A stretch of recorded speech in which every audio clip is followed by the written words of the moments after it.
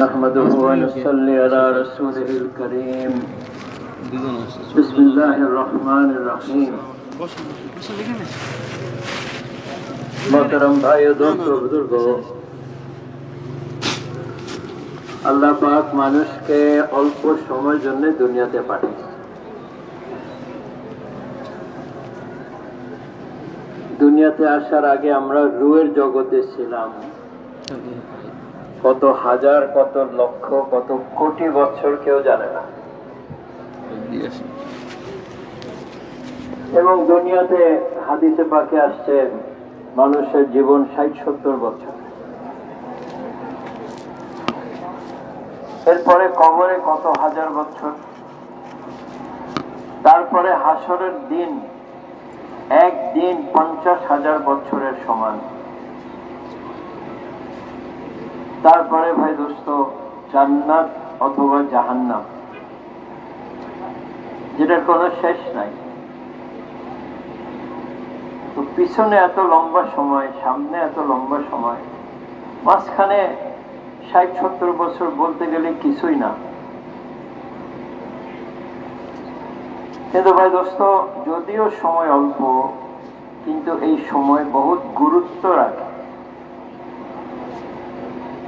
কেন এই ৬০ বছর আমি কিভাবে চলি, আমার চিন্তা, আমার চেষ্টা, এটার উপরে নির্ভর করবে অনন্তকালের সুখ শান্তি, আর না হলে অনন্তকালের দুঃখ এবং কষ্ট।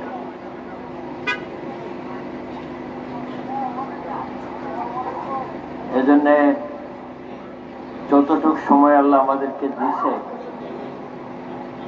এটাকে কাজে লাগাই। আল্লাহ আমাদেরকে খামাখা দুনিয়াতে পাঠান নাই। আল্লাহ পাক দেখতে চান আমরা আল্লাহকে মেনে চলি না আল্লাহকে আমরা অমান্য করি। আমরা কি আল্লাহর হুকুমের উপরে চলি না কি আমরা মন মতন চলি? আল্লাহ এটা দেখতে চান। এই পরীক্ষার জন্য দুনিয়াতে আসছি। যারা পাশ করবে হাসরের দিনে তাদের আমলনামা ডান হাতে দেওয়া, পুরা হাসরের মাঠ বুঝবে এই লোকটা জান্নাতে যাবে। আর যারা পাশ করবে না, যারা ফেল করবে, তাদের আমলনামা তাদের বাম হাতে দেওয়া হবে। সবাই বুঝে যাবে যে এই লোক তো জাহান্নামে যাবে।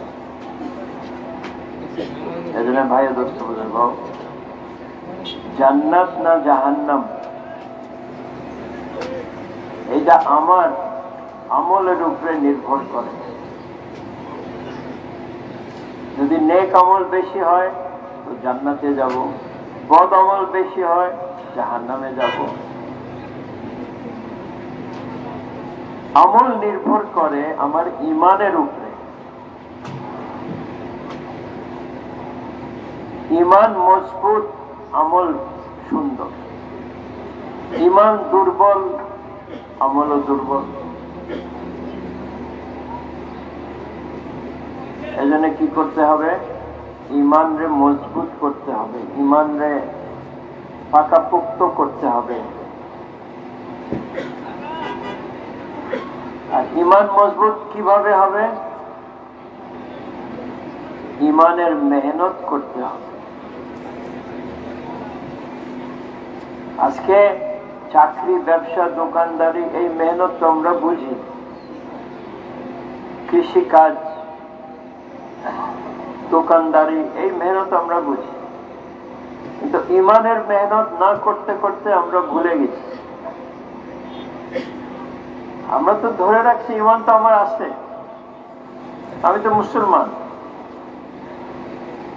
কিন্তু ভাই দোস্ত ঈমান তো আছে, কিন্তু কোন পর্যায়ের ঈমান?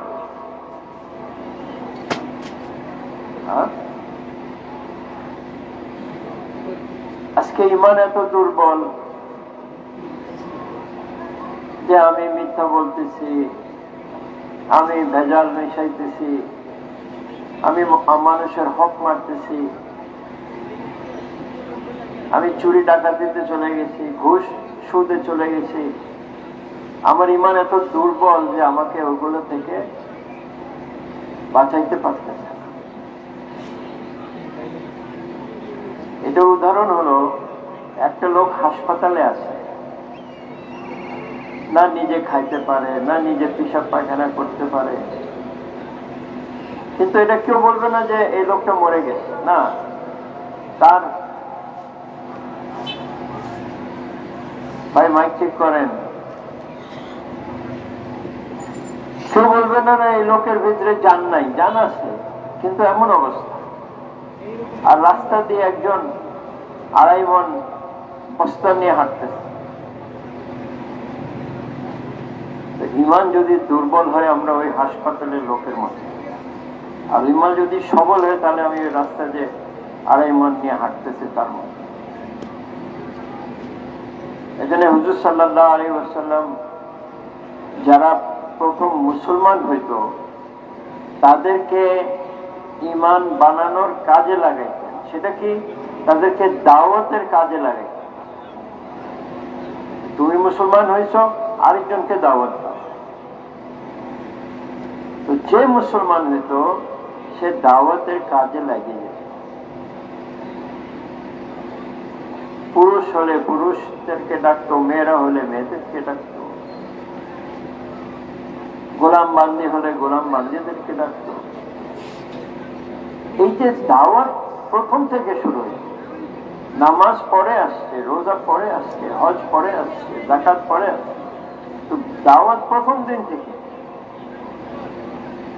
হযরত আবু বকর রাদিয়াল্লাহু আনহু মুসলমান হলেন, গিয়ে আরো 8-10 জনকে নিয়ে আসলেন মুসলমান থেকে। হযরত খাদিজা রাদিয়াল্লাহু আনহা মুসলমান হলেন, উনি মেয়েদের ভিতরে দাওয়াতের কাজ শুরু করলেন। উনার দাওয়াতে ওমর রাদিয়াল্লাহু আনহুর বোন ফাতেমা বিনতে খাত্তাব সে মুসলমান হলো, আর তার বোনের চেষ্টায় ওমর রাদিয়াল্লাহু আনহু মুসলমান।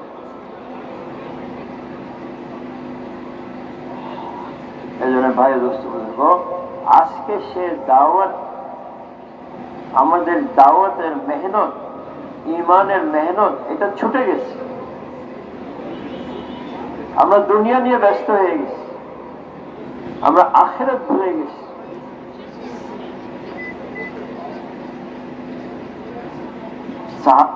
নবীদের পরে ইমান হলো সাহাবাদের।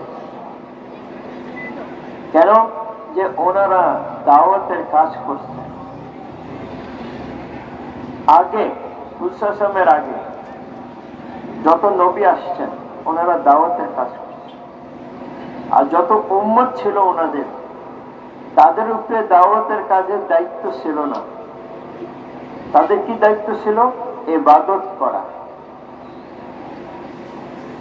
কিন্তু যেহেতু হুজুর সাল্লাল্লাহু আলাইহি সাল্লাম শেষ নবী, ওনার পরে আর নবী আসবে না, হুজুর সাল্লাল্লাহু আলাইহি সাল্লামের উম্মতের উপরে ইবাদতেরও দায়িত্ব আছে, দাওয়াতেরও দায়িত্ব। এখন আমরা কিছু ইবাদত করি, নামাজ পড়ি, রোজা রাখি, কিন্তু আমরা দাওয়াতের কাজে ব্যস্ত নাই। আমরা দাওয়াতের কাজ, আমরা এটাকে দায়িত্ব মনে করি না। যদি দাওয়াত না থাকে তো ঈমান বনবে না, আর যদি ঈমান না বনে আমলও হবে না, আর যদি আমল না থাকে তো মানুষ গুনার দিকে চলে যাবে, আল্লাহর হুকুম ভাঙবে, নবীর তরিকা ছাড়বে, পরে হাসরের দিনে আফসোস করবে, হায় আমি কি করলাম। কিন্তু ওই দিন আফসোস করে কোনো লাভ হবে না। এজন্য ভাইয়া দোস্ত বুজুর্গ, আল্লাহ পাক মাওলানা ইলিয়াস সাহেব রহমতুল্লাহ আলাইহি ওনার কবরকে নূর দিয়ে ভরে দেন। ওনার ফিকির, ওনার মেহনত, ওনার চেষ্টা, যে দুনিয়াতে আবার দাওয়াতের কাজ চালু হয়। ভাই আপনি যে কোনো দেশে চলে যান, দেখবেন যে ওখানে দাওয়াতের কাজ হচ্ছে, তালিম হচ্ছে, গাস্ট হচ্ছে, লোকজন আল্লাহ রাস্তা বাইর হচ্ছে। যতদিন দাওয়াতের কাজ থাকবে দিন দুনিয়াতে চমকাবে, আর যেখানে দাওয়াত বন্ধ হয়ে যাবে ওখানে আস্তে আস্তে আস্তে দিনও মিটে যাবে। স্পেন 700 বছর মুসলমানরা রাজত্ব করছে স্পেনে, কিন্তু যখন দাওয়াত ছুটে গেল, তালিম ছুটে গেল, জিকিরের ইবাদত ছুটে গেল, তো আস্তে আস্তে ইমানের কমতি হইতে হইতে খ্রিস্টানরা আবার স্পেনের উপরে কব্জা করে, আর মুসলমানদেরকে বলল দুইটার একটা করো, না হলে খ্রিস্টান হোক আর না হলে দেশ ছাড়ো।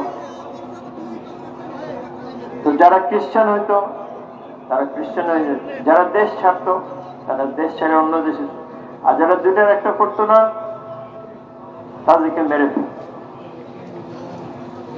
হাজারো লাখো মুসলমান ওলামা শহীদ হয়েছে। ওখানে একটা শহর আছে কর্ডোবা, ওই কর্ডোবাতে একটা বড় মসজিদ, বিরাট মসজিদ মুসলমানরা বানাইছে। কিন্তু যখন খ্রিস্টানরা আবার কর্ডোবা জয় করছে, তারা ওই এত বড় মসজিদ তার ভিতরে গির্জা বানাইছে। এখন যদি আপনারা কোনোদিন কর্ডোবা যান, তো ওই মসজিদ যদি দেখতে যান, দেখতে পারবেন, নামাজ পড়তে পারবেন, ওখানে গার্ড দাঁড়ায় আছে না। কেন হলো? যে দাওয়াতের কাজ ছুটে গেছে। আপনি যদি আমেরিকা যান, যেখানে দাওয়াতের কাজ এই তাবলীগের মাধ্যমে চালু হয়েছে, বহুত গির্জা পাবেন যেগুলো আগে গির্জা ছিল, এখন ওগুলা মসজিদ হয়ে গেছে।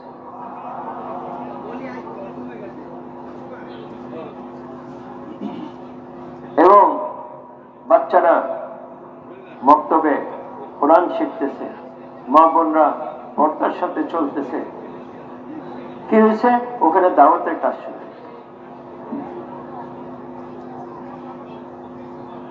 ইনশাআল্লাহ সামনে জুন মাসে ওখানে ইজতেমা আছে, ওই ইজতেমাতে হজরত যাবেন, সারা দুনিয়া থেকে লোক যাবে ওই ইজতেমাতে।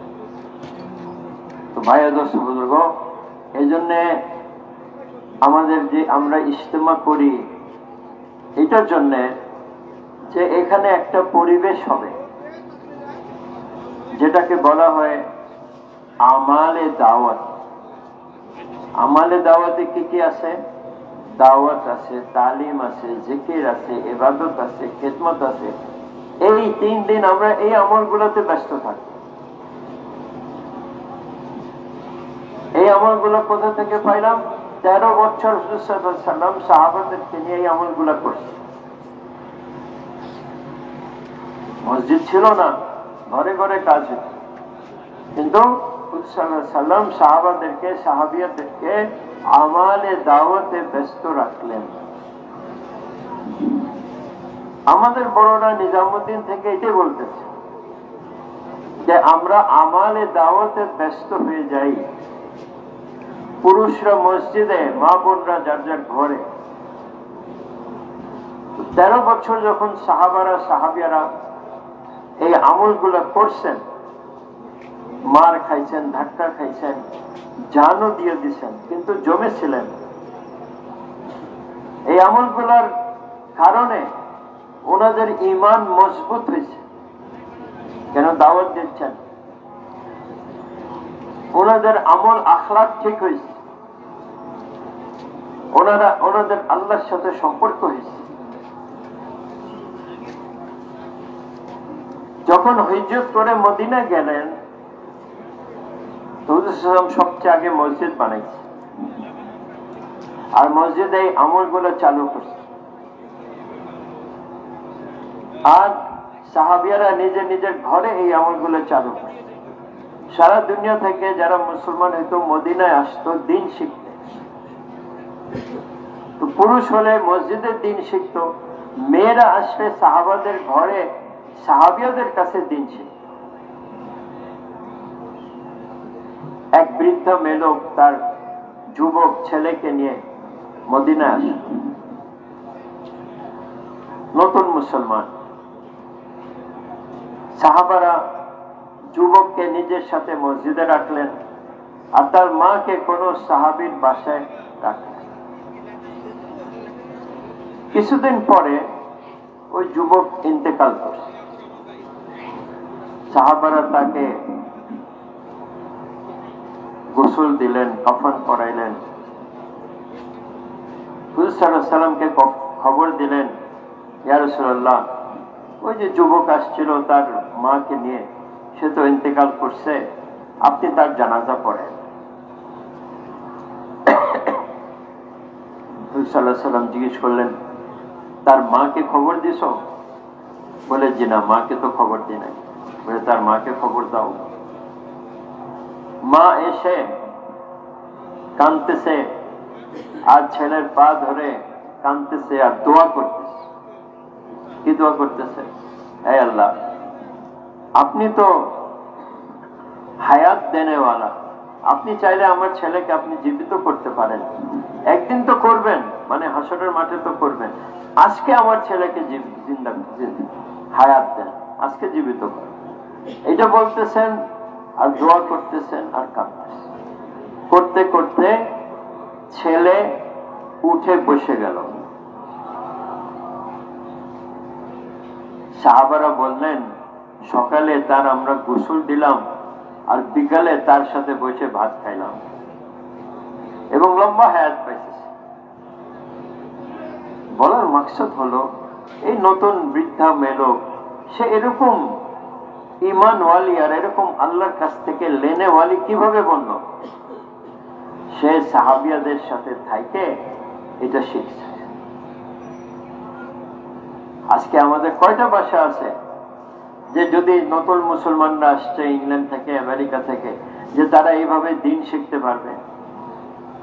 কয়টা মসজিদ আছে যেখানে নতুন মুসলমানরা আসলে তারা দিন শিখতে পারবে?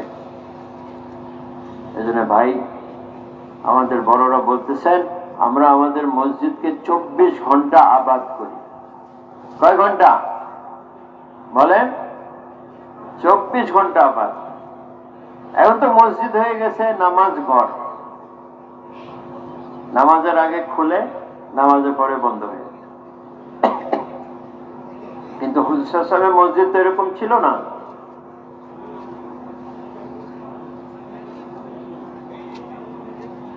হুজুর সাল্লাল্লাহু আলাইহি ওয়াসাল্লাম মসজিদ 24 ঘন্টা আবাদ ছিল, নামাজ হইতো। তারপরে সাহাবারা কেউ তালিমে বসতেছে, কেউ জিকিরে বসতেছে, হ্যাঁ, কেউ ইমানের মজলিস বানাইছে, কেউ খিদমতে চলে গেছে। জামাত আসতেছে, তাদের কারগুজারি শোনা, কিভাবে কাজ করছে। জামাত যাইতেছে, তাদেরকে হিদায়াত দেওয়া। এতগুলা কাজ মসজিদে হইতো। এজন্য আমাদের বড়রা বলতেছেন যে আমাদের প্রত্যেক মসজিদ হুজুর সাল্লাল্লাহু আলাইহি ওয়াসাল্লামের মতন, মসজিদের মতন 24 ঘন্টা আমরা আবাদ করব। কারা কারা নিয়ত করতেছে? নিয়ত করি, চেষ্টা করি। কেন? মসজিদের সাহাবারা যখন ফজিলত শুনলেন যে আল্লাহর কাছে সবচেয়ে প্রিয় জায়গা দুনিয়াতে হলো মসজিদ, আর সবচেয়ে অপছন্দনীয় জায়গা হলো বাজার, তো সাহাবারা বাজারে অল্প সময় দিতেন, মসজিদে বেশি সময় দিতেন। আমরাও শুনছি, এটা শুনি নাই? শুনছি, কিন্তু আমরা বেশি সময় কোথায় দিই? কেন? আমাদের ইয়াকিন মনে নাই, আল্লাহ আল্লাহ রাসূলের কথার উপরে বিশ্বাস জমে নাই। আর এটার কারণ হলো আমরা দাওয়াত দিই না। দাওয়াত দিলে ইয়াকিন সহি হবে যে সবকিছু আল্লাহ থেকে হয়, মাখলুক থেকে কিছু হয় না। আল্লাহর হুকুমের উপরে চললে কামিয়াবি, আল্লাহর নবী সাল্লাল্লাহু আলাইহি ওয়াসাল্লামের তরিকার উপরে চললে কামিয়াবি। এই ইয়াকিন বনবে দাওয়াত দিলে। হবে দোস্ত, যেখানে হাদিস পাকের মফহুম যে যদি কাউকে দেখো মসজিদ আবাদ করে, মসজিদে যাওয়া আসা আছে তার, তাকে ঈমানদার হওয়ার সাক্ষী দিতে পারে। কোন এলাকায় যদি আল্লাহ আযাবের ফয়সালা করেন, তারপরে দেখেন ওই এলাকাতে লোকজন মসজিদ আবাদ করতেছে, তো আল্লাহ আযাব সরাই দেন। এই জন্য ভাই দোস্ত বুজুর্গ, এক সময় ছিল এই উম্মত মসজিদওয়ালা ছিল, এখন হয়ে গেছি দোকানওয়ালা, চাকরিওয়ালা, ব্যবসাওয়ালা, রিক্সাওয়ালা, আরো কত ওয়ালা হয়ে গেছে। এই জন্য আমরা সবাই নিয়ত করি যে আমরা মসজিদে বেশি সময় দেব, আর যে আমলের কথাগুলি বললাম এই আমলগুলো ভালো করে ধরি। প্রত্যেক দিন দাওয়াত দিব, প্রত্যেক দিন তালিমে বসবো, প্রত্যেক দিন জিকির করব, প্রত্যেক দিন ইবাদত করব। তাহলে আমাদেরও সাহাবাদের মতন আমাদের ঈমান মজবুত হবে, আমাদের আমল সহি হবে, আমাদের আখলাক সুন্দর হবে। যখন 13 বছর মাস করছেন আর মদিনাতে গেলেন, তো হুকুম হলো 1 মাস রোজা রাখতে হবে। আগে তো হয়তো কোনো সময় রাখতেনও না, বা 1-2 দিন রাখতেন, এখন 1 মাস রাখতে হবে। তো আর কেন? ঈমান বনে গেছে। হুকুম হলো জিহাদে যেতে হবে। মক্কা শরীফে 13 বছর কোনো জিহাদ ছিল না, মদিনাতে এসে বদরে যেতে হবে। তারা ছিল 1000 আর সাহাবারা ছিলেন 313 কি 14। তাদের সাথে ছিল সমস্ত অস্ত্র শস্ত্র, আর সাহাবাদের কাছে অল্প কিছু ছিল। ঘোড়াও কম, 2টা ঘোড়া ছিল, 70টা উট ছিল, কিছু তালোয়ার আর কিছু তীর আর বর্ষা ছিল। এটা নিয়ে চলে গেছে। কেন? ঈমান বলছিল, আল্লাহর উপরে ভরসা করছেন, আল্লাহ আসমান থেকে ফেরেশতা নাযিল করছেন সাহাবাদের সাহায্যে। হুকুম হলো মদ হারাম। মদ আরবদের কাছে প্রিয় জিনিস ছিল, এবং সমাজে যার বাসায় বেশি পুরান মদ ছিল তার বেশি দাম ছিল। একটা হুকুম হয়েছে যে মদ আল্লাহ হারাম করে দিচ্ছেন, সব ফেলে দিচ্ছেন, সব বোতল ভেঙে দিচ্ছেন, সব মটকা ভেঙে দিচ্ছেন। একটা হুকুম। কেন? আগে ঈমান তৈরি হয়েছে, ঈমান তৈরি হয়েছে, আমল করা সহজ, আল্লাহর হুকুম মানা সহজ। একটা এলান হয়েছে, মা বোনদের পর্দার হুকুম হয়েছে। পরের দিন মদিনার রাস্তায় একজন বেপর্দা মেয়ে লোক দেখা যায়নি। ভাই, এজন্য আল্লাহ পাক আমাদেরকে একটা কাজ দিয়েছেন, এই কাজের বুঝ এখান থেকে নিয়ে যাই। এই কাজকে আমি মাকসাদে হায়াত বানাই। তার মানে এটা আমার আসল কাজ। হ্যাঁ ভাই, চাকরি করা মানা না। চাকরি করেন, ব্যবসা করেন, দোকান করেন, কিন্তু দাওয়াতের কাজে 1 নম্বরে রাখবো। যেমন সাহাবারা রাখছিলেন, ওনাদেরও চাকরি, দোকান, ব্যবসা ছিল, কিন্তু এইগুলা ওনাদের দাওয়াতের কাজের জন্য কোনো বাধা হয় নাই। আজকে তো এগুলো আমাদের বাধা হয়ে দাঁড়াইছে। চাকরির জন্য আল্লাহ রাস্তায় যাইতে পারতেছি না, ব্যবসার জন্য আল্লাহ রাস্তায় যাইতে পারতেছি না, দোকানের জন্য আল্লাহ রাস্তায় যাইতে পারতেছি না, বিবি বাচ্চাদের জন্য আল্লাহ রাস্তায় যাইতে পারতেছি না। আর ওনাদের চাকরি, ব্যবসা, বিবি বাচ্চা সাহায্য করছে ভাই। এবং এই কাজ যেটা দাওয়াতের কাজ, এটা কোনো এক শ্রেণীর না যে আলেমরা করবে বা শিক্ষিতরা করবে বা সাদারা করবে, এরকম না। এটা পুরো উম্মতের কাজ। পুরুষ, মেয়ে লোক, বাচ্চা, সাদা, গোর, কালো, সব, গরিব, ধনী। এবং সাহাবারা এটা বুঝতে পারছিলেন, যার জন্য ওনাদের জান মাল নিয়ে ওনারা দিনের কাজ করছেন।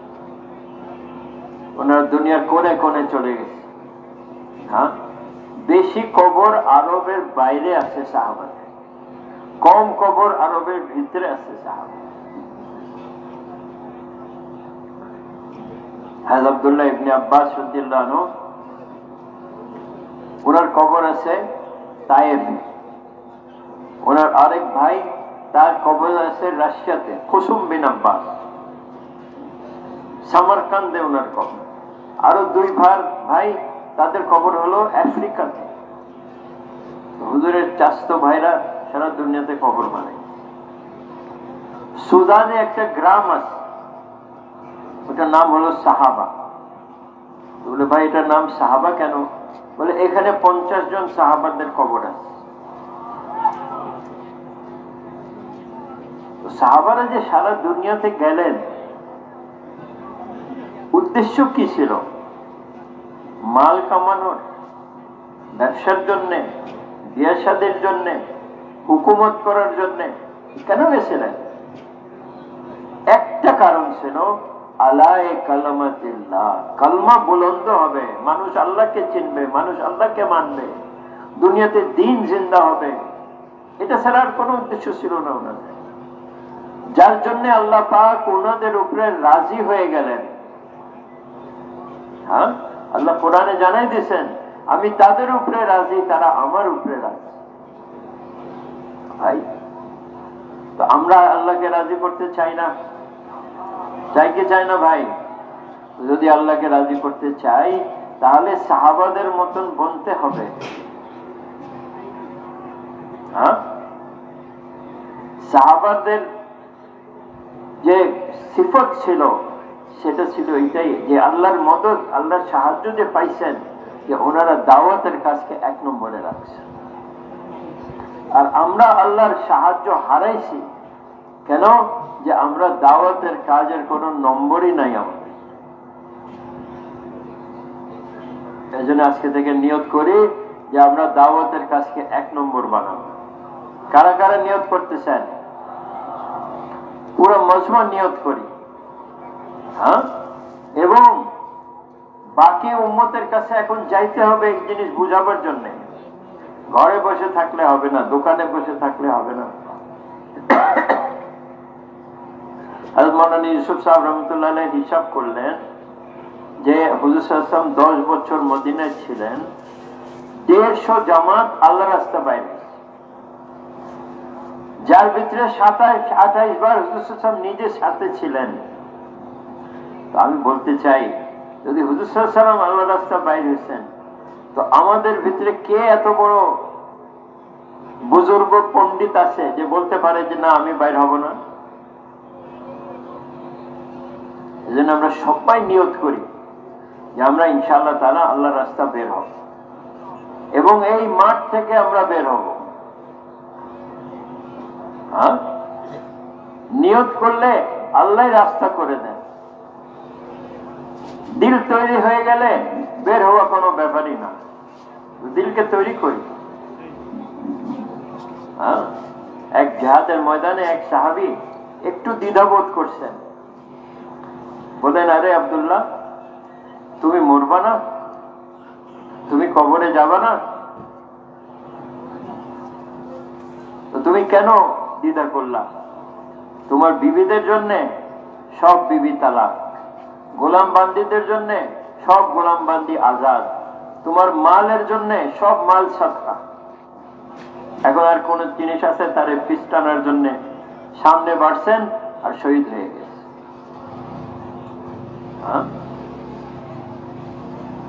বুড়া হযরত আইয়ুব আনসারী রাদিয়াল্লাহু আনহু 80-র উপরে বয়স, মাজুর, কানে আসলো বের হও আল্লাহর রাস্তায়। বললেন আমিও যাব। ছেলেরা বলল, আব্বা জান, আপনি তো মাজুর, আপনাকে ডাকা হইতেছে না, আমাদেরকে ডাকা হইতেছে, আপনার তো ওজর আছে। বলে যে না, এই আয়াত আমাকে ঘরে বসতে দেয় না। ইনফিরু খিফাফান ওয়া সিকালা, বের হও আল্লাহর রাস্তায়, চাহে তুমি ভারী হও, চাহে তুমি হালকা হও। তার মানে যে কোনো অবস্থা হোক, তুমি আল্লাহর রাস্তা পেয়ে এখন বাপের কথা শুনতে হবে। কোনো মতন উঠে বান্ধে টান্ধে নিয়ে গেলেন সাথে ছেলেরা।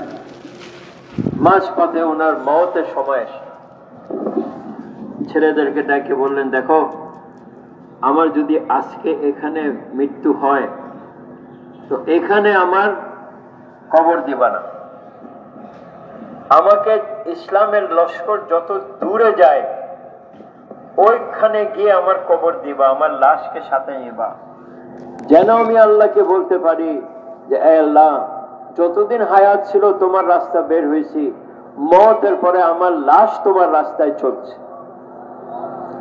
তো ওনার কবর কোথায় পাওয়া যায়? ছিলেন মদিনাবাসী, ছিলেন হুজুরের মেজবান, আর ওনার কবর হয়েছে কোথায়? তুর্কিতে, ইস্তাম্বুল শহরে, কত হাজার মাইল দূরে।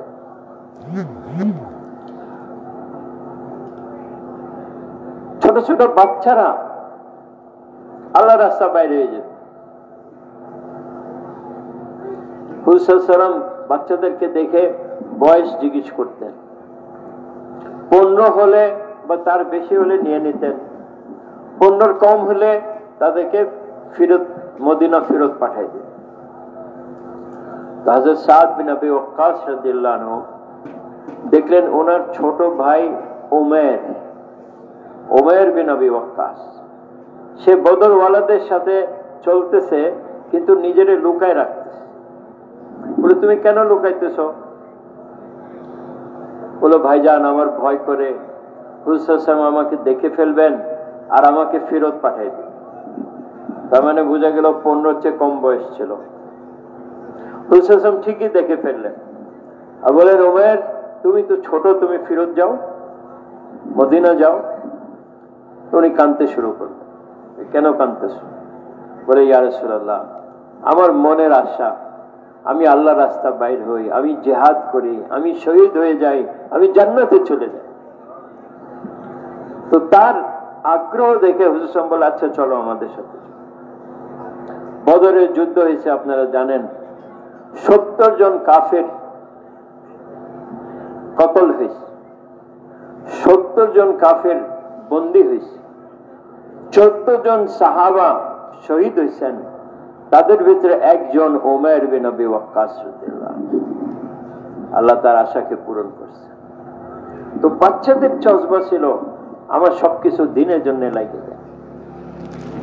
হযরত উম্মে আম্মারা রাদিয়াল্লাহু আনহা বহুত বীর এক সাহাবিয়া ছিলেন। হুজুর সাল্লাল্লাহু আলাইহি ওয়াসাল্লাম বলেন, উহুদের সময় যখন আমার সাহাবীরা এদিক ওদিক হয়ে গেছিল, যখনই আমি ফিরে দেখতাম পিছনে উম্মে আম্মারা আর তার ছেলে হাতে তলোয়ার নিয়ে আমার হেফাজতের জন্য দাঁড়ায় আছে। ওনার এক ছেলে ছিল হাবিব, তাকে মুসাইলিমা কাজ্জাব ধরলো। মুসাইলিমা কাজ্জাব হলো যে মিথ্যা নবী দাবি করছিল। আর বললো, বলো তোমার নবীকে। বলে, আমার নবী হযরত মুহাম্মদ সাল্লাল্লাহু আলাইহি ওয়াসাল্লাম। আর আমি বলে, তুই তো মুসাইলিমা কাজ্জাব, কাজ্জাব মানে মিথ্যুক। আচ্ছা, ওনার এক হাত কেটে দিস। এখন বলো তোমার নবীকে। বলে, আমার নবী হযরত মুহাম্মদ সাল্লাল্লাহু আলাইহি ওয়াসাল্লাম। আর আমি, তুই তো মুসাইলিমা কাজ্জাব, তার আরেক হাত কেটে দে। এখন বলো তোমার নবীকে। এই রকম কথা চলতেছে আর ওনার এক এক অঙ্গ কাটতেছে। এই অবস্থায় উনি শহীদ হয়েছে। ওনার মা উম্মে আম্মারা যখন খবর পাইলেন, উনি আল্লাহর শুকর আদায় করছেন যে আমার ছেলে ঈমানের উপরে মরছে। ভাই দোস্ত, মা এরকম হইতো, ছোট ভাই এরকম হইতো, বাপ এরকম হইতো। হযরত ওমর বিন জামু রাদিয়াল্লাহু আনহু লেংড়া সাহাবী ছিলেন। ওনার বিবি চাইতো আমার স্বামীও আল্লাহর রাস্তায় যায়। তো উনি একবার বললেন, আরে আমি দেখতেছি তুমি জিহাদের ময়দান থেকে পালাই চলে আসতেছ। তো উনি, এটা ওনার খুব লাগছে। উনি যুদ্ধের পোশাক পরছেন আর দরজার উপরে দাঁড়ায় দোয়া করছেন যে এ আল্লাহ, আমার পরিবারের কাছে আমাকে আর ফেরত আইনো না। চলে গেলেন উহুদে এক ছেলেকে নিয়ে হুজুর সাল্লাল্লাহু আলাইহি ওয়াসাল্লামের সাথে ওখানে যুদ্ধ হয়েছে, ওখানে উনি শহীদ হয়েছেন। ওখানে উনি শহীদ হয়েছেন। ওনার বিবি মদিনা ওহদে গেল উট নিয়ে, যে স্বামী আর ছেলেও শহীদ হয়েছে, তাদেরকে মদিনা এনে দফন করবে। কিন্তু উট মদিনার দিকে যায় না, যত মারে যত ধাক্কা দেয় উল্টা দিকে যায়। যখন হুজুর সাল্লাল্লাহু আলাইহি ওয়াসাল্লাম খবর পাইলেন, বলেন আমার ঘর থেকে বাইরে আসার আগে কিছু বলছিল? বলে হ্যাঁ, এই দোয়া করছিল। বলে তার দোয়া কবুল হয়ে গেছে, তাকে মদিনা নেওয়ার চেষ্টা করো না, উহুদে তাকে দফন করে দাও। তো হামজা রাদিয়াল্লাহু আনহু পাশে ওনার দফন। হযরত আব্দুল্লাহ ইবনে উম্মে মাকতুম রাদিয়াল্লাহু আনহু অন্ধ সাহাবী ছিলেন। উনিও মসজিদে নববীতে আজান দিতেন এবং ইকামত পড়তেন। হুজুর সাল্লাল্লাহু আলাইহি ওয়াসাল্লাম যখন মদিনা থেকে বাইরে যাইতেন, একজনকে আমির বানাইতেন, ওনাকে 10 বার আমির বানাইছে, অন্ধ সাহাবী। আর উনি বলতেন, ইয়া রাসূলুল্লাহ আপনি যখন যান আমাকেও সাথে নেন। হুজুর বলতেন, না তুমি মদিনায় থাকো। হুজুরের ইন্তেকাল হয়ে গেল, আবু বকরের জন্য খলিফা হইলেন। ওনাকে উনি দরখাস্ত করলেন, আমাকে আল্লাহর রাস্তায় যাইতে দেন। বলেন, না তুমি মদিনায় থাকো। ওমর রাদিয়াল্লাহু আনহু সময় আসলো, ওনার কাছে দরখাস্ত করলেন, আমি আল্লাহর রাস্তায় যাইতে চাই, আমি তো অন্ধ, ইসলামের পতাকা আমার হাতে দেন, আমি তো কিছু দেখবো না, আমি তো আগাইতেই থাকবো। হ্যাঁ, আমার পাশে 2 জন মজবুত সাথী দিয়ে দেন। হযরত ওমর রাজি হয়ে গেলেন, ঠিক আছে যাও। উনি চলে গেলেন। পারস্যদের সাথে যুদ্ধ হয়েছিল কাদিসিয়া, ওখানে যুদ্ধ হয়েছে, তুমুল যুদ্ধ হয়েছে, হাজারো লোক শহীদ হয়েছে। যুদ্ধ কিন্তু পরে মুসলমানদের জয় হয়েছে। এখনো আব্দুল্লাহ ইবনে মাকতুমকে খুঁজে পাওয়া যাচ্ছে না। যখন লাশ তালাশ করা হলো, তো দেখলেন যে উনি শহীদ হয়ে পড়ে আছেন। ওই সময়ও পতাকা ওনার হাতে ছিল। এজন্য ভাই দোস্ত বুজুর্গ, সাহাবারা আমাদের জন্য কোনো ওজোর বাকি রাখেন নাই, যে আমার দোকান, আমার ব্যবসা, আমার ল্যাংড়া, আমি অসুস্থ, আমি বুড়া, সবাই আল্লাহ রাস্তা পাই। হ্যাঁ, কিন্তু আজকে কেউ যদি আল্লাহ রাস্তা যাইতে চায়, বলে আরে মিয়া পাগল হয়ে গেছো, তোমার দোকানের কি হবে, তোমার বিবির কি হবে, তোমার বাচ্চার কি হবে? দোকানের মালিক, বিবি বাচ্চার মালিক কে? রিজিকের মালিক কে? তো একটু ঘাবড়াবার কি আছে? আমার জন্য যা রিজিক লেখা আছে এটা আমি পাবো, কেউ নিতে পারবে না। আর যদি আমি আল্লাহ রাস্তা বাইর হই, তো এইটা আমার জান্নাত বানাবে। কি ভাই, জান্নাতে যাইতে হবে? তো জান্নাতে যাইতে হওয়ার জন্য মেহনত করতে হবে।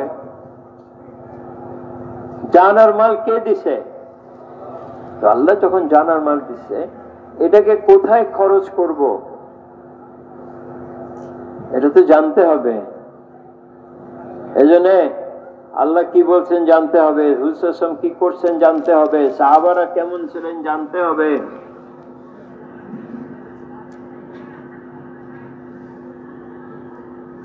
আর ওইটার উপরে চলতে হবে। এজন্য যদি আল্লাহর রাস্তা বের হয়, তো আস্তে আস্তে আমার ভিতরে ওই যোগ্যতা পয়দা হবে, আল্লাহর হুকুম মানার যোগ্যতা পয়দা হবে, হুজুর সাল্লাল্লাহু আলাইহি ওয়াসাল্লামের তরিকার উপরে চলার যোগ্যতা পয়দা হবে। তো এর আসি ভাই দোস্ত,